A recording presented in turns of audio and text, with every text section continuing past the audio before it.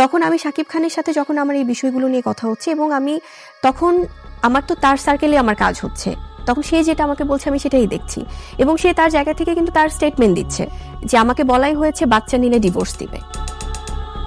বুবলির দ্বিতীয় সন্তান পেটে আসা থেকে শুরু করে জন্ম হওয়া পর্যন্ত পুরোটাই ছিল একটি রহস্য।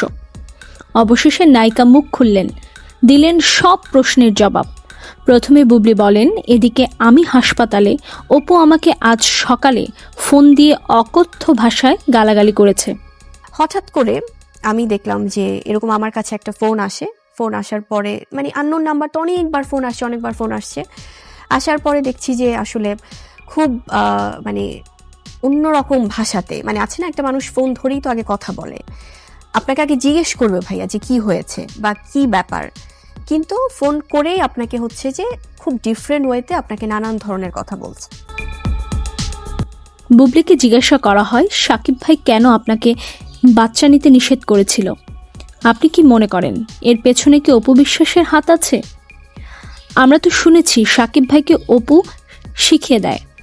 মানুষের যে কত ফেস হয়, এবং মানুষ আছে, ভালো মানুষ তো হয়তো বা না থাকলে আমাদের পৃথিবী এখন আমরা এভাবে দেখতাম না, তবে খারাপের সংখ্যাটাই হয়তো বেশি, এবং অনেক কাছের মানুষরাও যে কতটুকু চেঞ্জ হয়ে যেতে পারে অনেক ব্যাপারে।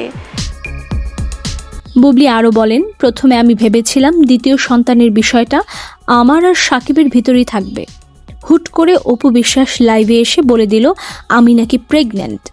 শাকিব যদি অপুকে না বলে তাহলে অপু কিভাবে জানবে?